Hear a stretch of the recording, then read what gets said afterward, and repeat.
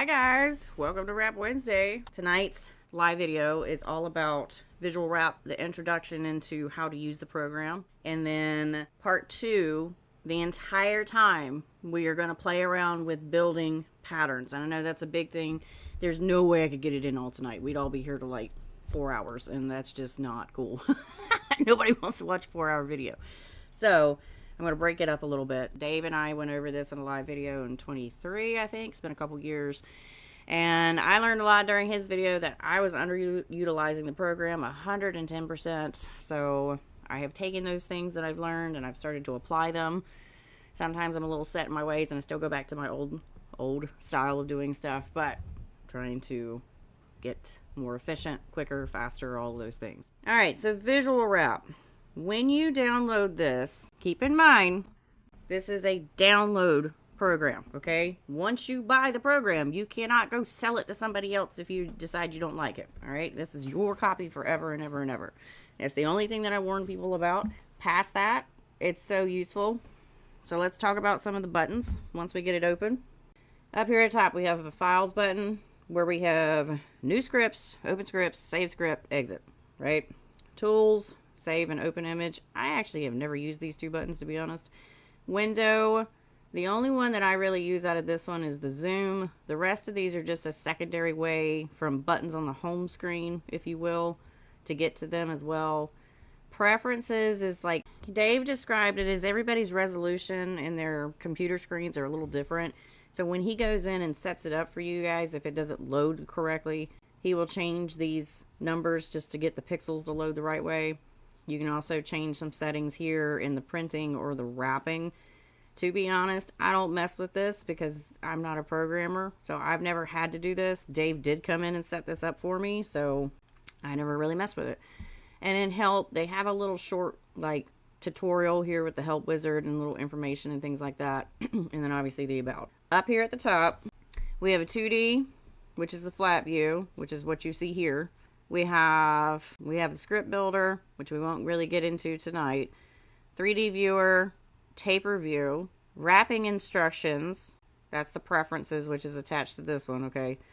This plus or minus adds how many patterns we're going to see. And as you see that we increase it, this view here changes. So it always opens on 1. You can also go in there and change some of the preferences to where it's always on 3 patterns or something. Like I said, I don't mess with it. I just change it here. And then we also have our last one where we can show or hide the axis. Now, when you pull up this here, you see where my little arrow is sitting on there. It says 4650. Think of this as like a grid, X and Y. Y is always the axis that we are drawing on the blank. So Y is our 0 axis, our 180 axis, any of the axes that we put down, okay? The X is just a coordinate that changes, as long as I can keep it on the 50. Apparently I can't. It just changes where it is falling on that line. The X, 22, 23, 24, 25, that is just for the program, all right? That's not necessarily something you should take to heart, and that is what's going to land on your blank. Up here we have spools. These are all of our thread colors. We got 1 through 8.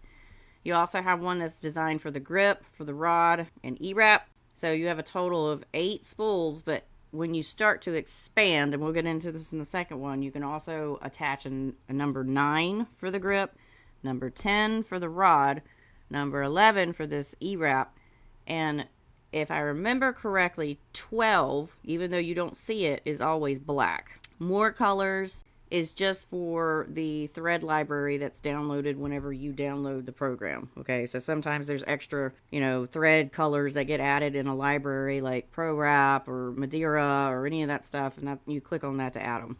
Our wrapping button is what wraps the patterns. So let's pick one out. You're always going to go File, Open Script. I have all the pattern packs and the original ones. I have the books. These are so much easier, okay? You have the standard, which when you buy the program, these are downloaded with the program. There's 115, if I remember correctly. The original patterns were not named. They just had numbers attached to them. So some of them were like CRT A32. Nobody could remember what they were, so he printed them out, put them in this nice little reference book so that you could look through here, pick which one you wanted, and then you could go find it. I also have the pattern pack, which is pattern packs 1 through 4. A lot of the fancier wraps, minus Nebula, because I made her, are in this book. If you're going to be really serious about using VisualWRAP and you want to get some of these like fancier patterns and stuff, they're in pattern packs 1 through 4. The reference books helps finding the stuff really quick, because then you can just flip through here and then you can go find it in VisualWRAP. So let's find a pattern in the library. Mine are all in different folders, named, sectioned off. I typically think that everybody else's are like this too. Let's see, what do we want to look at tonight? Let's pull up a spider. Spider basic +1. Alright, so we're going to open that one. Down here at the bottom, we have the script. The script is the sequence of the pattern. It's just blown out in a code, which when it's explained makes sense. But when you first look at it, you go, ugh. So we've got this loaded in here, but we don't see anything up here. So what we want to do is we want to hit the wrap button, and it's automatically going to wrap the pattern. So this is our spider. Anytime you have a section, it doesn't matter what this is back here. This name right here is just whoever titled it. They just named it something. That literally could say Bob. It's not going to change anything, okay? This, however, the section tells the program to finish this line of code before it moves on to the next section. So that's how it's broken up. So when you see a bunch of these little green sections, that means that this part up here gets written or gets wrapped before this part down here gets wrapped. So in this situation, this is the spider plus the background behind it that finishes the spider, and this back here is what closes the rest of the wrap. So over here, we have an auto, we have a delay, and we have a single. These are all commands for what the wrap button is telling you. So we're going to clear the pattern. I have it on auto, which means it just poof and it wraps it. If we changed it to delay, cleared it and hit wrap, now it's going to wrap really slow. Now, okay, I have the rod as being white right now, so we can't see the spider growing. So let me just clear. Hold on. Let me change the rod. We're going to change the rod. That's the other thing. To change the colors, you just double click on it, and then your colors are going to load over here. And whatever your thread library is that you have in there, you're going to have all those colors available for you. All right. We're just going to change the rod to black so that we can see the white being laid down. We're going to go back to the delay button, and we're going to hit wrap. So now we can see the white thread going down, and we have a slight delay of how this pattern is being wrapped. That's all it is. It's just a delay. It delays it just a little bit. I very, very, very rarely use this because I get bored about here, and I'm like, all right, let's go. The other thing that you can do is you can do the single, and you can go over here and hit next and click on it, and every time you click, it will wrap it. Or you can also hit your space bar and it will wrap it as well. And that's usually what I use, is that. Alright, so I'll show you. Dun, dun, dun, dun, dun, dun, dun, dun. This is still in the first section. Come on. Where is it going to end? I'm not counting threads, which is why I don't know where it ends. Oh, that's cute. Oh, it's because it's overlapping. Hold on. That was the last of it. Single, clear, wrap. Thank you. We're going to hit next. We're going to get through the sequence. Angrily typing.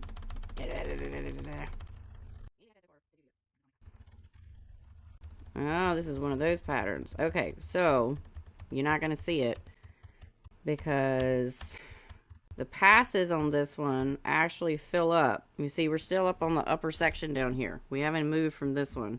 So that actually fills up and it starts to overlap itself because I'm hitting next every single time. And it still hasn't moved on to the frame in the back. That's okay. This is a bad one to do that with. It's alright. One section gets wrapped, the other section gets wrapped. As you can see, with a program like this, sometimes in some of the creations that people made, they are going to have little oddball situations in them. to change the spider really quickly, remember our rod is black. If we wanted to change this to, I don't know, lime green, and we know that that white was attached to it, but how do we know between this 2 and this 3 which of the colors it is, right? So down here in our script, it's our pattern, it's our sequences down here. This box X1, 42, Y1, 50, those numbers don't really matter. That's just telling you that it's on that straight axis here, okay? Spool up is 2. So number 2 is assigned to this background. Spool down is also 2. That's assigned to this background. Cool. All right. Spool up, spool down, 2. Everything for the background is assigned to spool 2. So all we can do is click on 2, and let's do this color. We're going to clear it, and we're going to wrap it, and now we've quickly changed the colors. This is one of the biggest pros for this, is the fact that we can change colors so fast, so we can see without sitting down at the wrap, not wasting. I always say wasting, but it's not wasting because you're practicing at the same time. But you are having to cut it off if you hate it, right? So this is one of the best benefits for it, is being able to change these colors quickly. Let's say we hate that background. We want to go for more like a navy blue. Boom. We didn't have to lift a finger. We just did a couple clicks. So you can sit here and change your colors really, really quickly. See which one you like the best, see which one you think is going to look the best, and go forward from there. So a lot of people were asking, like, what do these mean? Our blue sections here tell us our direction, okay? And even on this one, for the spider, it says cross. That means it's going to make an X first, all right? Then we skip through. It says, okay, spool 1 is the one that's doing it. It's moving out, away from the first thread.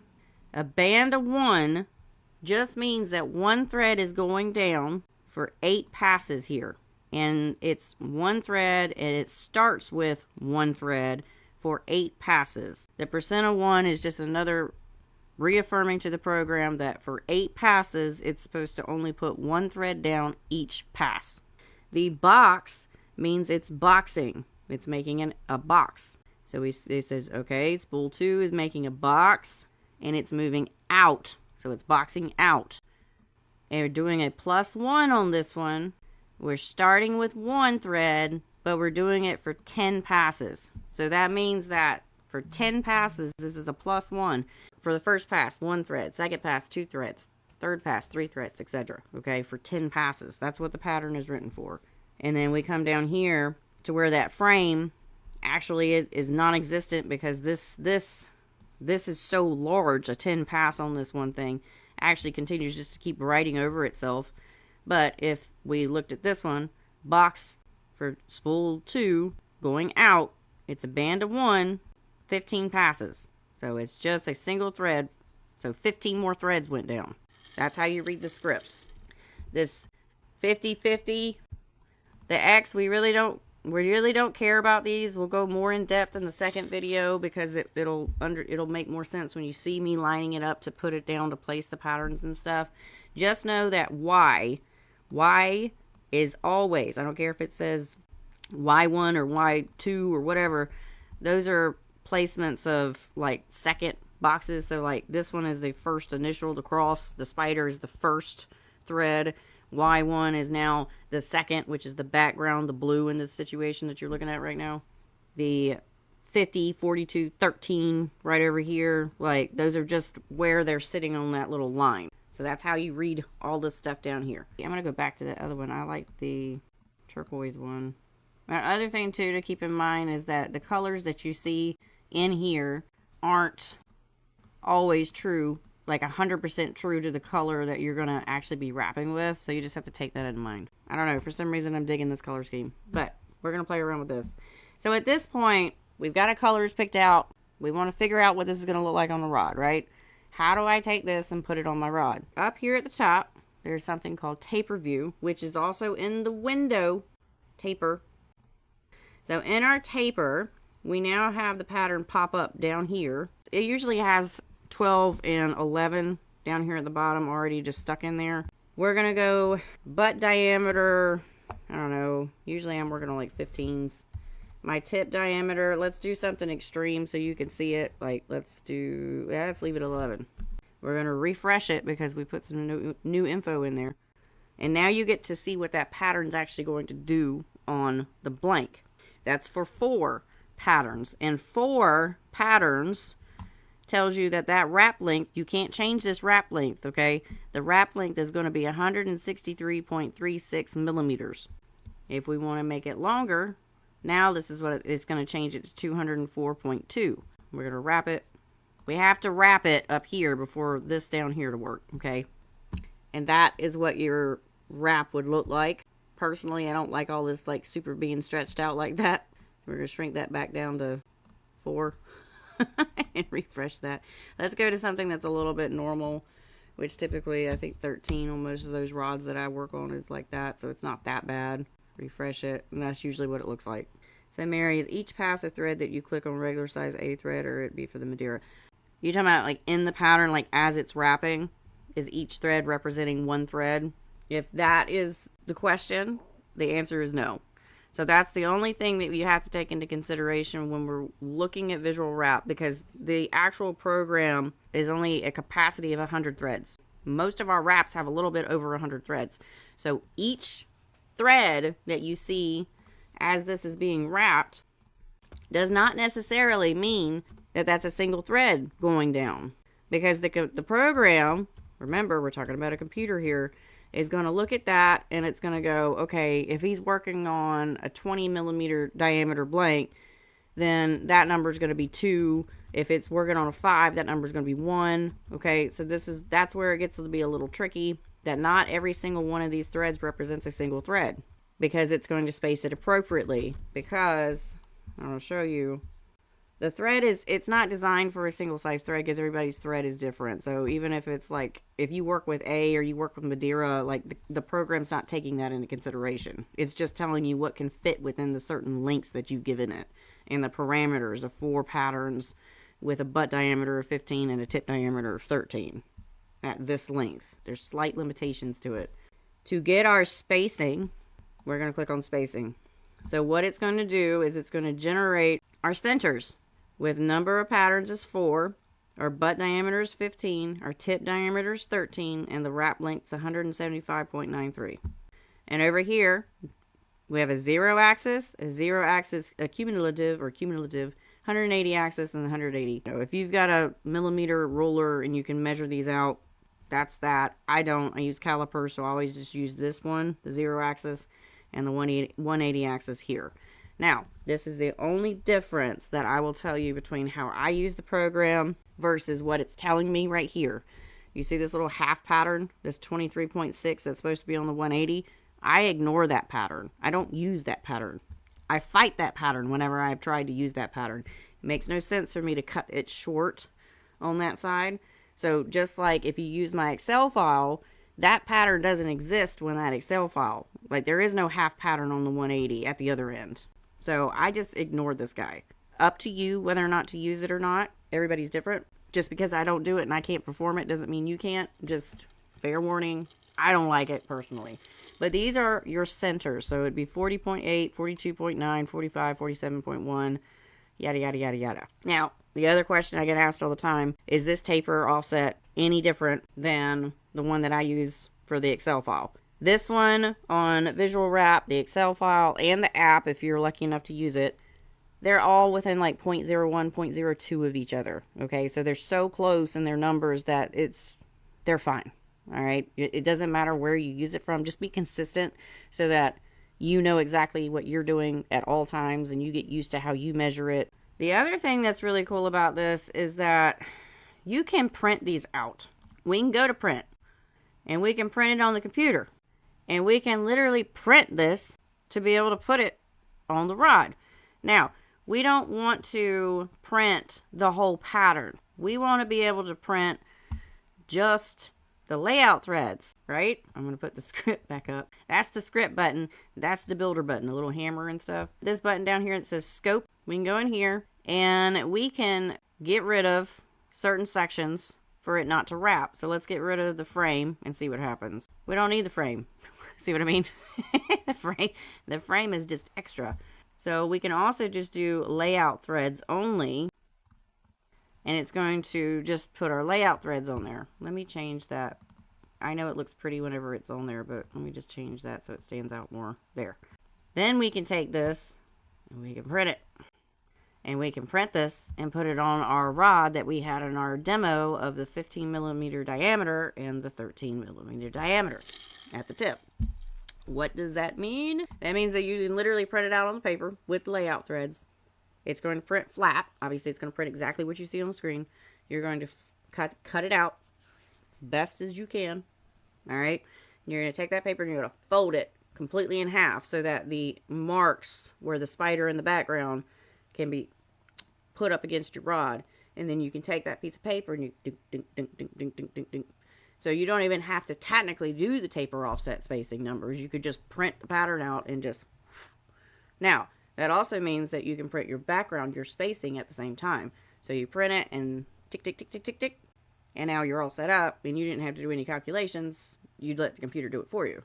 I haven't been using that feature the way it needs to be done, and I keep telling myself I need to try to do it, but I just don't. And I need to do it. Because you can also change the background, obviously, to white so it's not using as much ink, you know, because you don't need it to print with a black background. Try it. See how much it helps you. Now, the one thing that Dave did say was that, no, you're not going to know that it's spaced for 10 passes. You're not going to know it's spaced for 5 passes. You're going to have to just measure and figure out, either by looking at a book with the spacing charts in it or counting threads as to how much room it is, or you're just going to wing it and just keep wrapping until you run out of room. I like to know how many passes I'm doing prior. So you can get your spacing on there and your backgrounds and all your extra boxes and stuff marked, but you're not going to know how big it's spaced it for, because remember, not every single thread is one single thread when it comes to real life. In the pattern world, it could be 3 threads. It could be, or in the builder, it could be 2 threads, it could be 3 threads, it could be 1, but they typically aren't assigned to just a single thread. Now, if you go to let's say the blank's 25 millimeters in diameter, that's massive, but you know, you got a big one. The program's still going to print it out the way it's supposed to be with the spacing that's supposed to accommodate for that size blank. You can also go down to something that's 5 millimeters in diameter, and it's still supposed to do the spacing that's needed for that small of a blank, because it shrinks it. You can print it out and do it that way. Like I said, you just can't get the pattern spacing. Let's look at a different pattern now. Whenever you leave them, you always want to just, unless you modified one for a customer and, you know, you're saving it so you know what colors you picked for it, you always just want to hit no. If you want to save it, then yeah, you hit yes, but I'm not saving this one. And you always want to clear the pattern, because you don't want it to overwrite on top of something else. Let's look at something else that's fun. Let's go to some stars. Let's look at the impossible star. Let's look at Elsa's pattern. So I've still got it down here on the layouts only. So that was my layouts for that pattern, in case you were wondering how psycho I was. Let's do all threads. Clear that. Wrap. So that was Elsa's pattern. Now, let's say that we really like this pattern. This was an impossible star pattern. This pattern started as different colors and everything else, and I just came in here and I just started switching colors. So what I recommend is, if you want to, you know, play around with switching colors, is just switch one at a time, clear it, wrap it, so you can tell which one that you changed, and you make sure that you like it before you start to move on. And we're just going to continue to keep moving through. I don't know, we're gonna sit with that orange color right now. Looking like sun. Getting brighter. I run out of orange. Clear. Ooh, that looks like fire. We're gonna change this to black, and this is just me flipping colors around. And 7 was also assigned in there, and let's put that, I don't know, let's change that to yellow. Ta-da! That's what makes this so great. You can just flip-flop all these colors around, and you didn't have to sit there and waste your time. The other thing that I did want to talk about is up here in the window, there's this zoom button. So what zoom does is it highlights a single pattern, and I want to put it on auto. It zooms in on you so you can see it up close and personal, okay? Now, sometimes you'll see in some of the patterns where, like, there's some little gaps or something. That gap is just the program's limitation. Don't worry about it. Sometimes it's a setting on like your computer has a higher or lower resolution and it just comes across that way. You can also use the single while you're looking at this so that you can watch how this pattern grows. And yes, there's random little pieces in here. There's that black. You're not going to see that because of the black background. And that's the layout for that one. So you've got a box out or a cross out here, which the cross out turns into a box out. It's you know, it goes from an X to a box. Then you've got a box in with this lighter color, box out that touches that one immediately. This one's a box out times 3. There is a single box out with this black here, and then I think this was a 2 or a 3 that was a box in. I don't know. Let's see. No, it's an out. Let's open up. Let's switch to a different one. That's one I never wrapped. And they're all named some funky stuff. Let's go with Snowflake. Snowflake. Down here, this code is really long. You see how the script is a lot longer. That's because there's a lot of wrapping directions with this one. So let's wrap it in a single so you guys can see. So our first section up here, the cross, is moving up one pass. So basically what they did was they wrote a chevron in here. A cross up is a chevron, or a cross down is also a chevron. This box 1 is making a box around that. Now we go to the next section and you see it changes to box up. We're making a box that's moving out. I don't know why they did it up, but it's probably just how it was written. And then it changes to another one. So each sequence here is a separation of changing the colors because they have to flip-flop back and forth in order to write the snowflake. So that's why sometimes you'll see patterns that have scripts that are so long. And I'll grab one that's also an example of like a shaded background. Alright, so we're here. We're on the background sequence. So this is the last bit. This inside is done. So this is that last section where it's going to box out for 15 threads. And it's just going to keep going. And sometimes it writes over itself, which is why there's a delay of you see it's closed, but it's still going. This one has a shaded background. Okay. There we go. So we've got a shade going on around this St. John's here, right? Look at how big this script is down here at the bottom. So here's at the top, and it goes on for a while. Now, that looks intimidating whenever you first are looking at it because you're like, holy crap, that's a lot. But the reason is it has to be that long because they have to take this. Let me zoom in so you guys can see it better. They have to take this section right here with all these different colors. There's 1, 2, 3 colors in there. And that all has to become its separate line of code. So when it comes to shading in the program, I don't do it, okay? I'm going to stick to whatever is the easiest for me to be able to go, okay, yeah, I'm going to do a spider, but I'm going to shade the background red. But I'm not going to write the red shade into it because then I have to blow the code out, and that's going to take me like 30 or 45 more minutes, and I don't have time for that. So this is just so you guys can see that one has, in this section, right on that background, it's doing a box out with a band of 3. So it's doing 3 threads every single for 3 passes. All right. Black's on. I hate when they do that. Now we've changed to spool 2. And then it going back to the other one. And so you have to take the code, and instead of it being a simple 1 number instruction, now you've got to blow the code out in order for you to get the shading in there. So yeah, if you want to take your time and actually put that in there, that's fine. But I don't want to do that. I just want to know, hey, I'm going to shade from the lightest gray to the darkest gray and call it a day. Let's go back to the spider because it's the easiest to manipulate. Some of these get really crazy. Oh, wait, before I do that, let's go to the chevrons. Gotta find them. Where are those chevrons? There they are. A lot of people ask about multiple axis wraps in VisualWRAP, and everything is in VisualWRAP is based off of a 0 and a 180 axis, so a 2-axis wrap. Okay. However, some people have taken the time to create the multiple axis chevrons. in the multiple axis wraps. But you're not going to see them very often. They're just going to be things like this with the 3D chevron.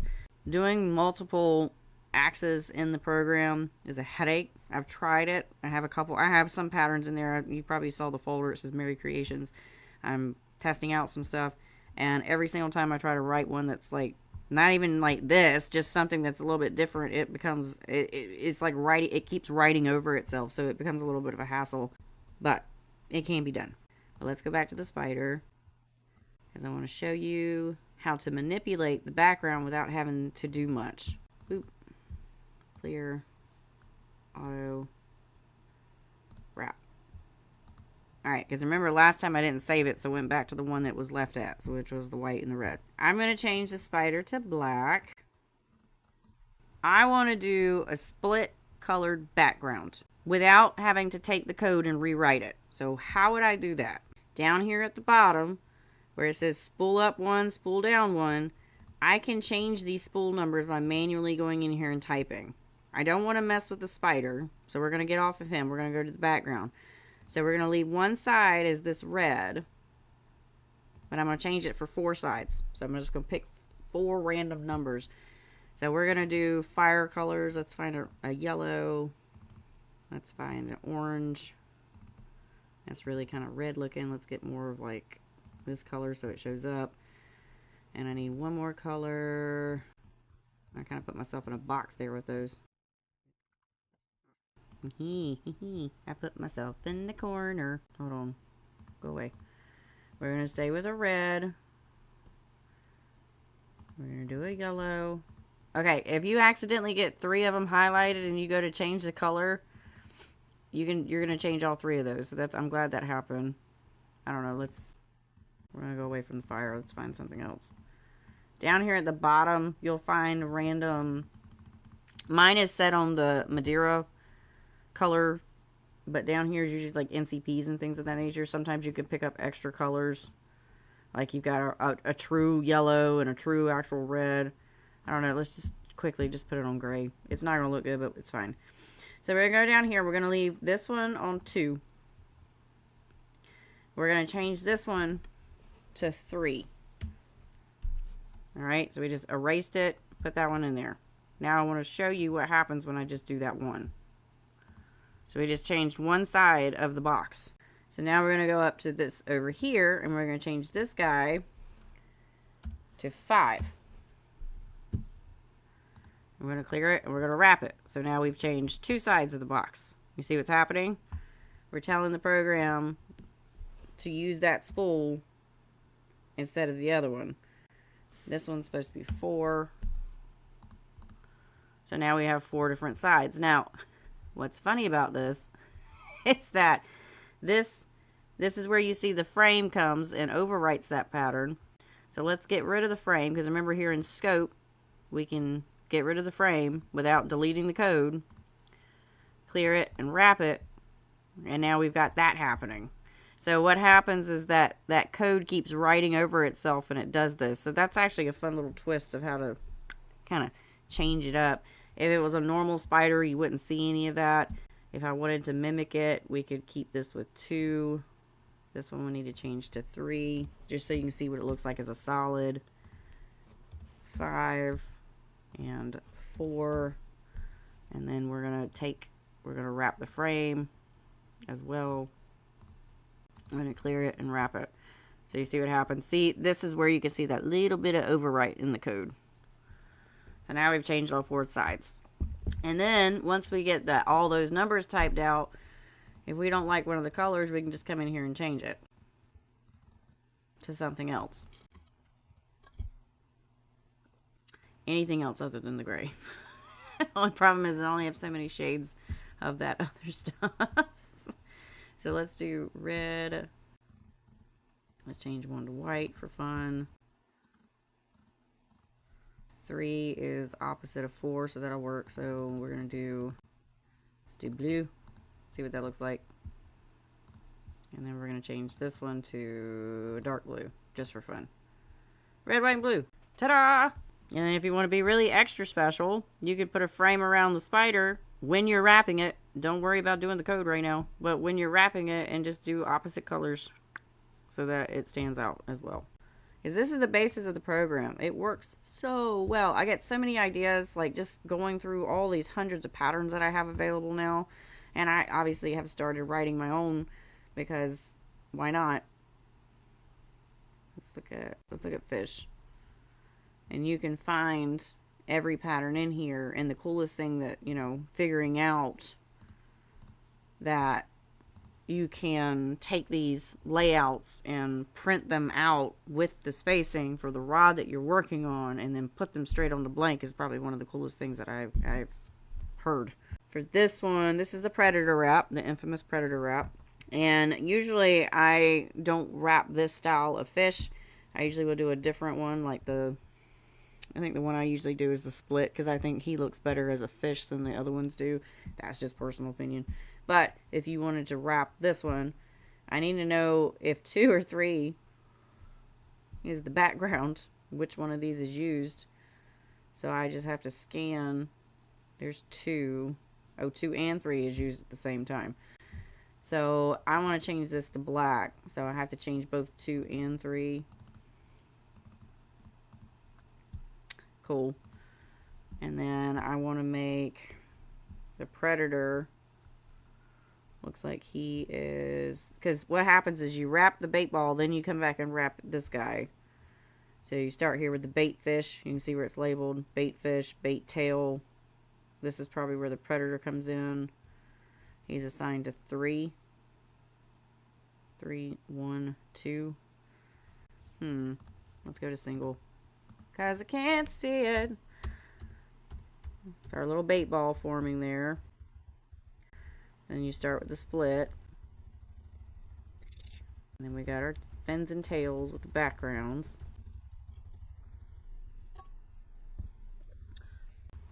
And then we start with our Predator. That is spool 1. This is spool 1. Wait. 1 and 3. Okay. 1 and 3. So 1. 3 is black. Let's change him to a brighter green. Auto. Yep, there we go. And you just go in here and change the fish around. Let's change. These guys are 6 and 5. So I want to make them look more like fish. I think 5 should be the belly. So 6, I don't know, let's make him turquoise, is the top. Yep. And give him a white belly. White belly. Ta-da! And if you don't like the black background, then we just change that back to a darker blue to represent the ocean. Wrap it. Now we got a different look. And then we get rid of this and we make him, I don't know, make him gray. Now you got a whole different look. So that's really the benefit of VisualWRAP, is just being able to flip-flop these colors and going, is that going to look good? No, I don't really like that. Let's keep changing the color. I don't know, make a purple one. Is that going to be, nah, that don't look good at all. I mean, technically the colors do, but purple will, in real life, will fade into that navy and won't stand out. So you need something. That's the other thing to remember with these patterns, is you gotta have contrast on these colors, and you gotta make sure that there's enough contrast between the colors that they're not going to bleed into each other when it comes to all your hard work of sitting down and wrapping this thing. Okay? Heck, just make him white for right now. There we go. We'll change their bellies to like a little gray, so they're not fighting for attention. There we go. So the Predator stands out. Yeah, the Predator, I'm going to have to do it again. Like, you guys know my story on it. I cut that wrap off 15 times. But, in my defense, 16 times. 16 times I cut that wrap off. That was almost 14 years ago. So, hopefully I've grown since then. And I can get past that. Let's see. Oop, pattern packs. this is the standard. Let's go back in here. I have the standard one separated from the pattern packs because I really don't use the standard. The standard one, as you can see, you see how they're all, this is why the actual book makes sense, because there's some in here that are actually named, but a lot of them have like the CRTA03, and you know, and it's like, okay, is that the one that I was looking at, or what is this star? And these are the ones that come with, all right, or with the program. So this is a 4-point star that hasn't been closed. This is what this is. If you want to take the 4-point star and really do some fun stuff to it, switch up. It's assigned to 3. So same thing. We're going to split. I did a gray right beside a gray. We're going to make that white. No, the white. Make that white and make the white background. Make it black for right now, but change this to something brighter. Alright, and then we're just going to break it apart. So we're going to leave it on 3, 4, 5, and 6. I highly recommend that anytime you change something, you always wrap it right after. And then now you see what it looks like when you change it on all 4 sides. And you didn't have to do anything but just flick up some colors here and just whoop. Obviously the background is not closed. Oh, the other thing. So let's go back to our pretty little spider, because I forgot to show you the 3D one. And that's very important because you actually get an idea of what your wrap's going to kind of look like on your rod. So we're going to clear this. We're going to wrap. We're going to click up here where it says 3D viewer. Also can go to click on window 3D viewer.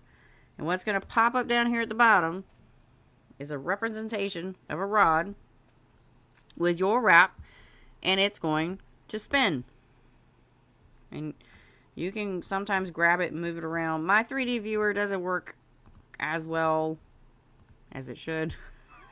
I don't use this very often. Okay, but that's what the wrap would look like on the rod.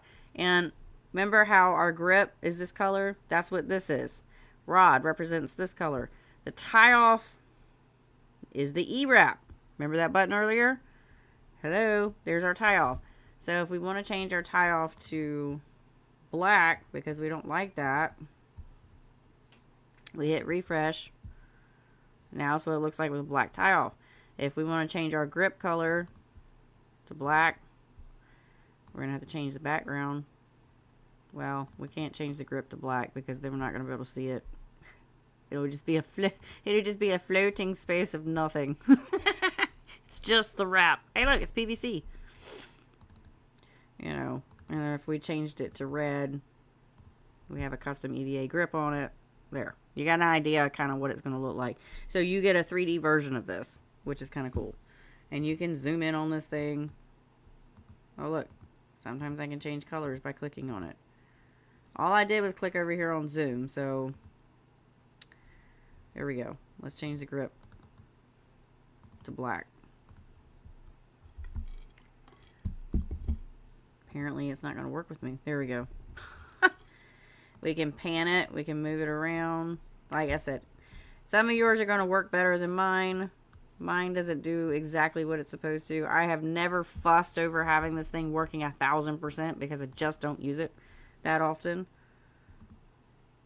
You can also make it bigger by clicking this button down here.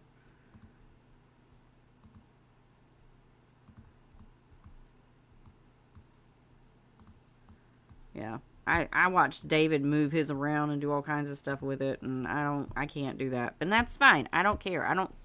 Me personally, I'm not mad that the 3D viewer doesn't work 100% on my computer, okay? He told me that there was a little bit of an issue, and I was like, dude, it's fine. Go back to that. So that's how you could see your wrap come to life in the 3D viewer. I knew I was leaving something out. What else have I left out up here?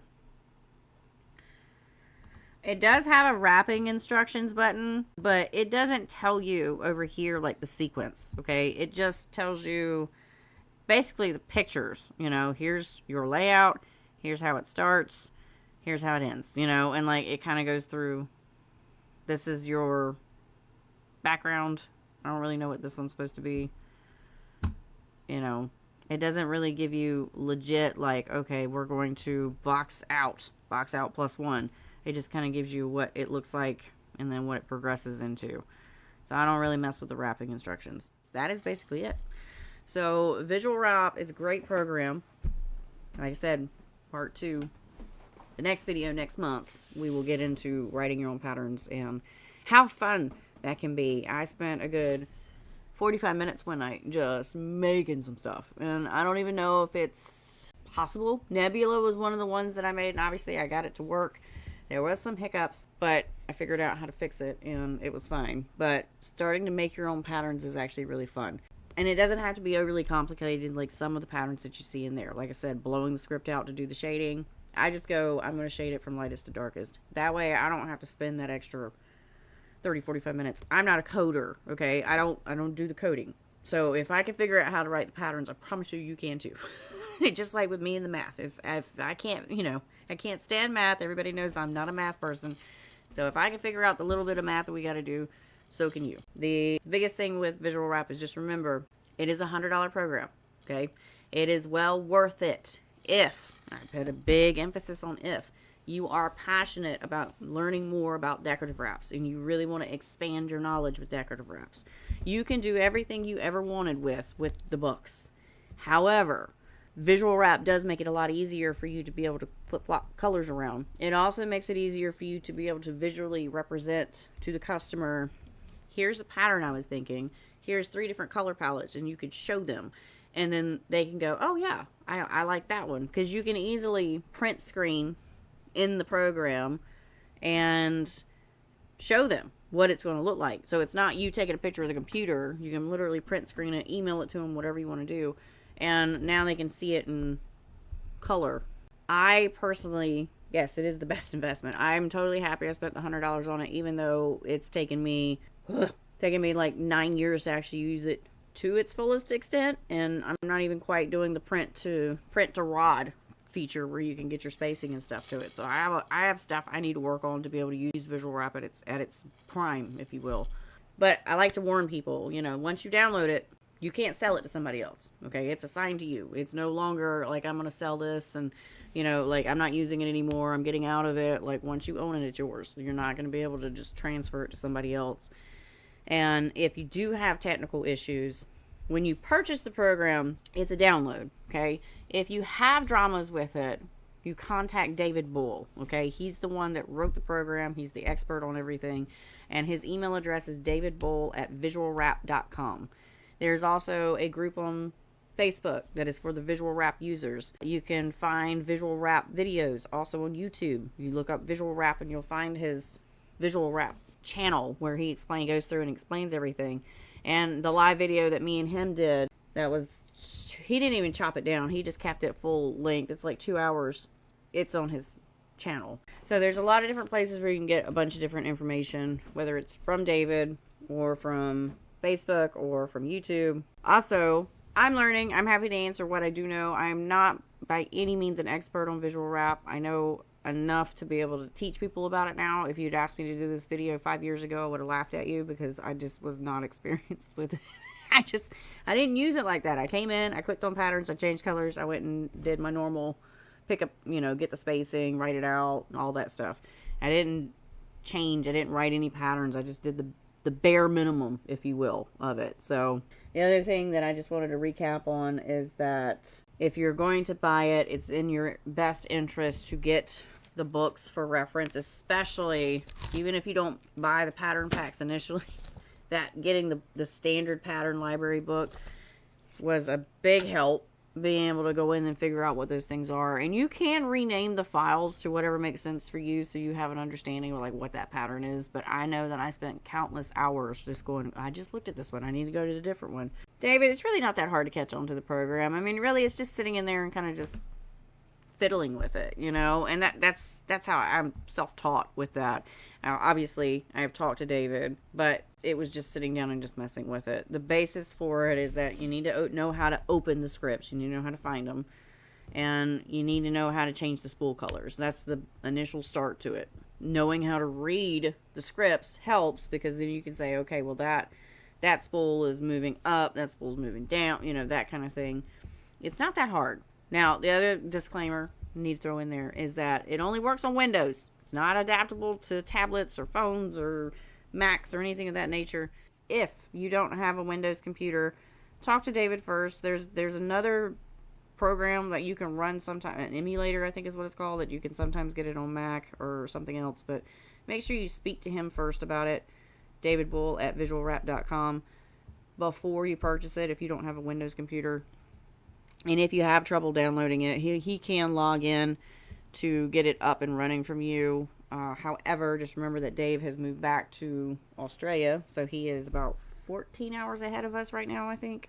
What I wanted to show you real quick, Diane, you can do double patterns. I'll give you a sneak peek of what mine, so all of my little patterns in here.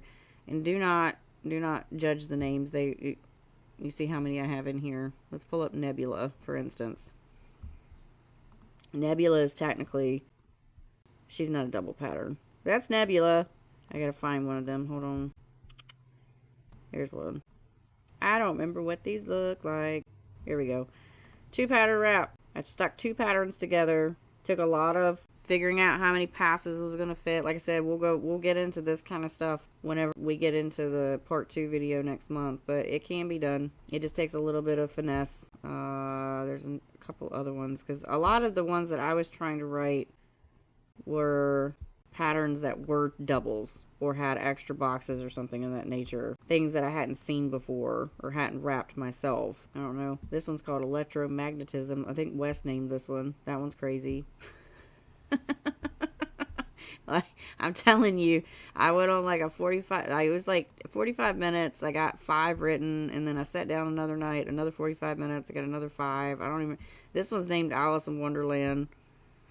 Oh yeah, because it has the colors and stuff in it. So these are all, this is all one pattern. And then this is technically like a diamond kind of thing, but it's boxing in, I think. No, it's out. And I just did all kinds of funny colors. So yeah, we can get into that. And the next one, Aztec Chaos. What's this one? I don't even remember these. Oh yeah, that's a crazy double pattern.